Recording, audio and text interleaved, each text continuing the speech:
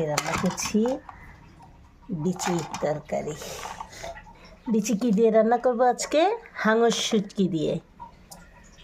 তো বিচির সাথে এই যে এখানে আমি শুটকিটা প্রসেসিং করে ফেলেছি, আর বিচির সাথে আমি দিব বেগুন আর কয়েক টুকরো আলু।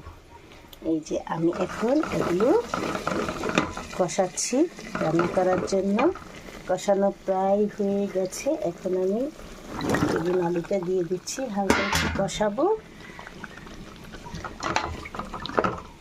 এখন বিচিটাও দিয়ে দিব, একটু নেড়ে চেড়ে।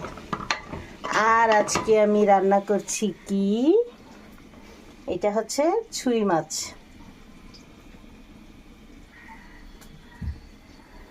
ছুঁই মাছটা রান্না করব আজকে আমি।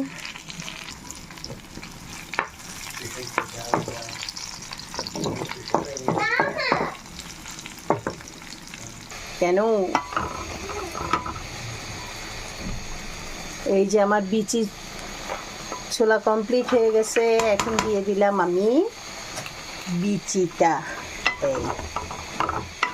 এই তরকারিটা কিন্তু খুবই টেস্টি একটা তরকারি, হাঙর শুটকি দিয়ে। ওকে, এটা হোক। এইটা হোক, এর মধ্যে আমি ছুরি মাছের জন্য তরকারিটা কষিয়ে ফেলছি। তো এই ছুরি মাছটা একসময় আমি খাইতাম না, কিন্তু আমার মা খুব পছন্দ করতো, বলতো ছুরি মাছ আনতো, তো আমি খাইতাম না। আর আমার মা বলতো যে